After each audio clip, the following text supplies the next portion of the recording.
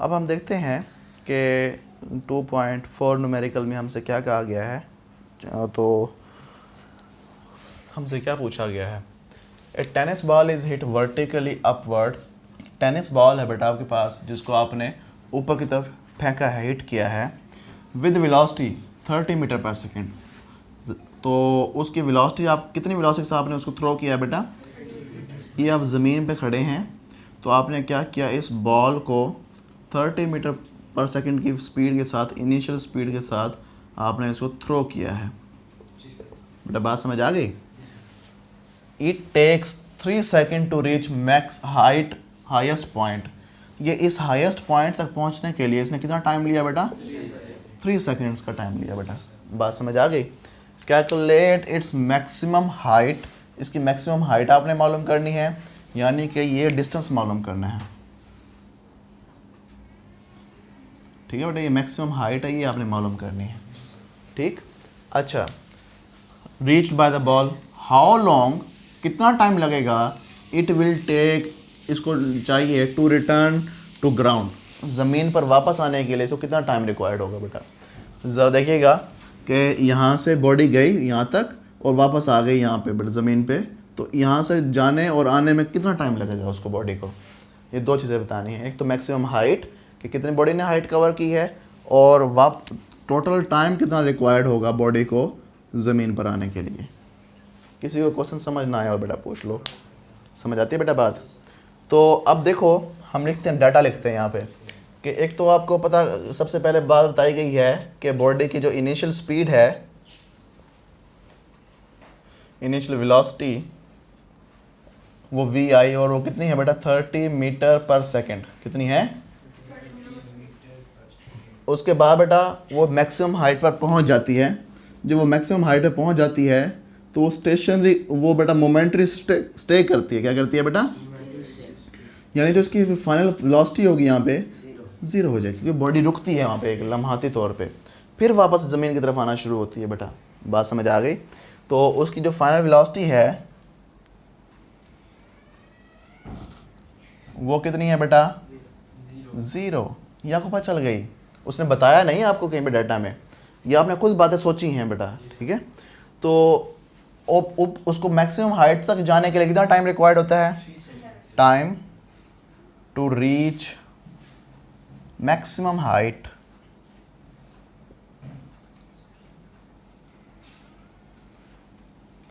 बात समझ आ गई?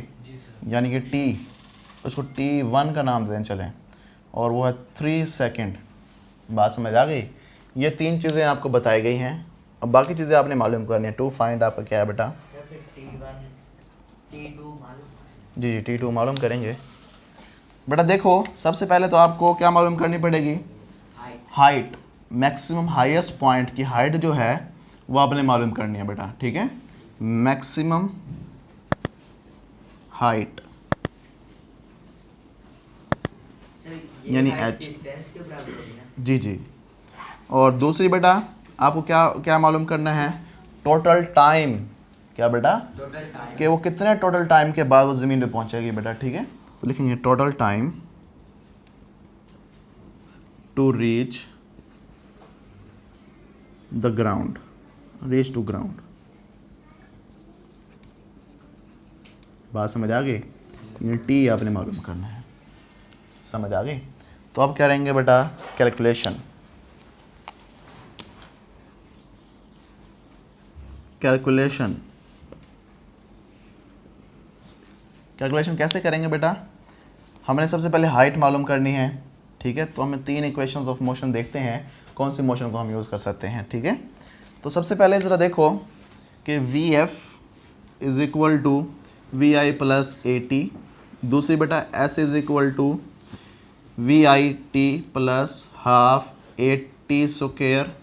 तीसरी इक्वेशन बेटा 2as is equal to V F square minus V I square. अब क्योंकि ये बॉडी ऊपर और नीचे जा रही है, हाइट कवर करेगी और इसका जो एक्सेलरेशन होगा ग्रेविटी की वजह से होगा, तो ये a जो है रिप्लेस हो जाएगा g के साथ। समझ आ गया बेटा? और s जो है वो रिप्लेस हो जाएगा h के साथ, और a की जगह फिर क्या लिख देंगे, और इधर भी a की जगह पे जी और एस की जगह पे एच। बेटा बात समझ आ गई? तो हमने इक्वेशंस को ट्रांसफॉर्म कर दिया है। ठीक, अब देखो हमने क्या मालूम करना है, एच। तो वो इक्वेशंस देखेंगे जिसमें एच यूज़ हो रहा है बेटा। ठीक है, तो देखो पहले इक्वेशन में एच है ही नहीं तो ये नहीं लगाएंगे, अगली दो में एच यूज़ हो रहा है तो वो हम लगा सकते हैं बेटा। समझ आ गई? अब देखो इसमें एच यूज़ हो रहा है, टाइम यूज़ हो रहा है, और इसमें भी देखो एच जी एच दोनों यूज़ हो रहे हैं। अब जी की वैल्यू आपको फिर नहीं पता, और जी की वैल्यू कितनी होती है, 10 मीटर पर सेकेंड स्क्वायर बेटा। समझ आ गई? हाँ जी, हाँ, ज़मीन के करीब करीब जो है वो 10 मीटर पर सेकेंड स्क्वायर होती है। ठीक है, लेकिन जब बड़े हो जाएंगे आप तो फिर 10 यूज़ नहीं करेंगे, वो 9.8 यूज़ करेंगे आप। ठीक है, क्योंकि आपके लिए राउंड ऑफ कर दी गई है वैल्यू के, हम उसी के मुताबिक चलेंगे। तो फर्स्ट पार्ट के लिए हम क्या करेंगे, कोई भी इक्वेशन लगा सकते हैं हम उन दो इक्वेशन में से बेटा। ये वाली भी लगा सकते हैं और ये भी लगा सकते हैं, पहले नहीं लगा सकते क्योंकि इसमें हाइट तो है ही नहीं। ठीक है बेटा, तो फिर अब ज़रा देखो हम कौन सी लगाएं, बताओ शाबाश। तीसरी लगा ले तो आसानी से काम हो जाएगा हमारा। ज़रा देखिएगा, using third equation of motion. ठीक है बेटा, क्या बन जाएगा, 2gh is equal to V F square minus V I square. हमने क्या मालूम करना है, h, तो 2g को जाके क्या कर देंगे, डिवाइड। तो बेटा ये बन जाएगा, so h is equal to V F square minus V I square divide by 2g। इस इक्वेशन में क्या करेंगे, वैल्यूज पुट करेंगे। तो आपको वी एफ की वैल्यू क्या पुट करनी पड़ेगी, 0, क्योंकि आपको पता है बाय पुटिंग द वैल्यू, आप लिखेंगे by putting the values h is equal to 0 का स्क्वायर माइनस वी आई कितना है का स्क्वायर डिवाइड बाय 2। अब g की वैल्यू आपने पुट करनी है, वो कितनी होती है बेटा, 10 मीटर पर सेकेंड स्क्वायर, और सॉरी जी वैसे का वैसा आ जाएगा। अब देखो बॉडी नीचे से ऊपर जा रही है, जब नीचे से ऊपर जाती है तो जी की वैल्यू क्या होती है, पर सेकेंड स्क्वायर, लेकिन नेगेटिव होती है। और जब ऊपर से नीचे आती है तो यही वैल्यू 10 मीटर पर सेकेंड स्क्वायर होती है, लेकिन पॉजिटिव होती है। यह आपको बताया था क्यों होता है, क्योंकि जब वो अगेंस्ट द ग्रेविटी मूव करती है तो जी की वैल्यू नेगेटिव होती है। जब अलॉन्ग द ग्रेविटी मूव करती है, ग्रेविटी फोर्स हमेशा नीचे की ज़मीन की तरफ होती है। कभी नहीं देखा होगा कि खुद ब खुद बॉडी ऊपर की तरफ चली जाए, खुद ब खुद हमेशा बॉडी किस तरफ आती है, ज़मीन की तरफ आती है बेटा। समझ आ गई? तो यानी कि फोर्स हमेशा ग्रेविटी की डाउनवर्ड होती है, एक्सेलरेशन अगर उसके अगेंस्ट है तो हम उसको नेगेटिव लेंगे। उसकी वेलोसिटी क्योंकि डिक्रीजिंग होती है, नेगेटिव एक्सेलरेशन प्रोड्यूस होता है।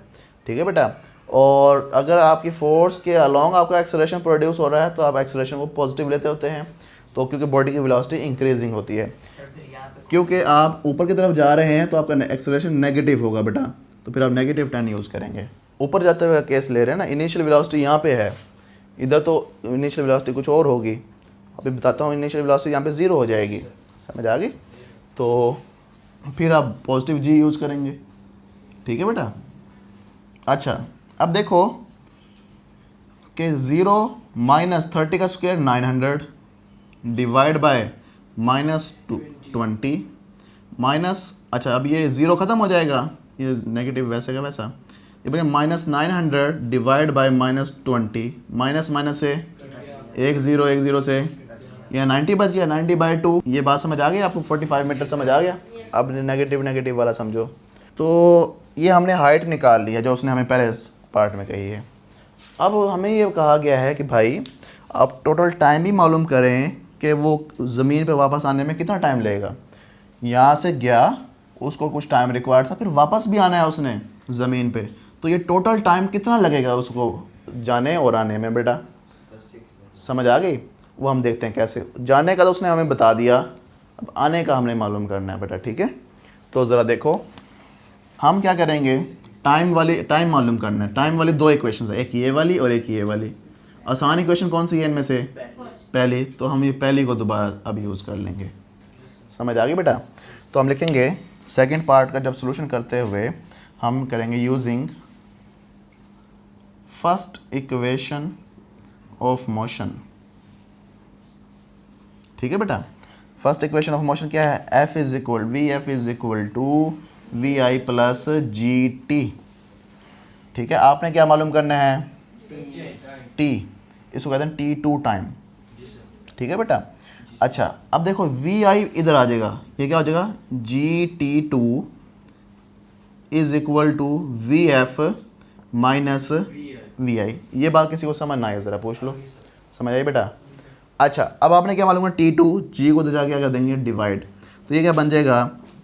ये बन जाएगा बेटा T2 is equal to V F minus V I divide by G. ये T2 टाइम कौन सा टाइम है? ये T1 था ऊपर जाने के लिए, और T2 किसके लिए बेटा? नीचे आने के लिए। समझ आ गई? अब गौर से समझिएगा। अब देखो कि जब बॉडी ऊपर गई है तो ये इनिशियल स्पीड थी, और यहाँ पहुँच गई बॉडी की वेलोसिटी क्या हो गई है? ये हमने उसको लास्ट पॉइंट लिया था बेटा मैक्सिमम हाइट पे, तो उसकी वेलोसिटी फाइनल वेलोसिटी थी ये। ठीक है, और वहाँ पे वेलोसिटी क्या हो गई? 0। अब ऊपर जाते हुए हमने इसको फाइनल पॉइंट लिया था, लेकिन जब नीचे आएगा तो बॉडी यहाँ से मूव करना स्टार्ट करेगी। क्या करेगी बेटा? तो ये बॉडी की इनिशियल वेलोसिटी बन जाएगी वी आई, और ये कितनी हो जाएगी? 0। और जब ये वापस ज़मीन पे आएगी, अगर एयर फ्रिक्शन को ये निगलेक्ट कर दें, तो जिस वेलोसिटी से हमने इसको थ्रो किया था उसी वेलोसिटी के साथ ये नीचे आ जाएगी बेटा। हाँ जी, अगर हम क्या कर दें, एयर फ्रिक्शन वगैरह को निगलेक्ट कर दें, तो फिर उसी वेलोसिटी के साथ ये ज़मीन पे आके हिट करेगी। हाँ, बात समझ आ गई? नहीं आई तो फ़ौरन पूछ लो। अब देखो हमारे लिए सीन चेंज हो गया है। इनिशियल वेलोसिटी कितनी हो गई अब, और फाइनल वेलोसिटी कितनी हो गई है, और बॉडी नीचे की तरफ आई तो जी की वैल्यू क्या होगी? पॉजिटिव होगी, 10 मीटर पर सेकेंड। समझ आ गई बेटा? अब हम ये वैल्यू सारी इसमें पुट करते हैं, तो ज़रा देखो क्या करेंगे। T2 is equal to V F कितनी है बेटा? 30, और वी आई कितनी है? 0, डिवाइड बाय जी की वैल्यू कितनी है? 10।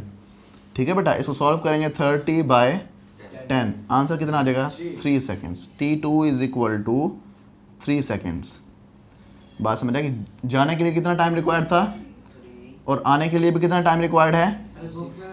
3 सेकेंड्स बेटा। ठीक है, समझ आ गई? तो टोटल टाइम कितना बन गया? तो टोटल टाइम आपने T मालूम करना, T2 मालूम नहीं करना था आपने क्या मालूम करना? T। तो total time is equal to T which is equal to T1 plus T2। बेटा बात समझ आ गई? तो T is equal to 3 second plus 3 second is equal to 6 seconds बेटा। बात समझ आई कि नहीं आई? तो आपने T टाइम मालूम कर लिया कि टोटल टाइम कितना रिक्वायर्ड होगा इस बॉडी को ऊपर जाने और नीचे आने के लिए। उसने सिर्फ ऊपर जाने का टाइम बताया था, नीचे आने का टाइम आपने खुद मालूम किया है। तो ऊपर जाने और नीचे आने के लिए टोटल टाइम कितना रिक्वायर्ड होगा? 6 सेकेंड्स। और आपको पता चल गया कि मैक्सिमम हाइट बॉडी कितना कवर करेगी? 45 मीटर बेटा। बात समझ आ गई? If you have any question about the lecture you can ask freely in the comment section. अल्लाह हाफिज़।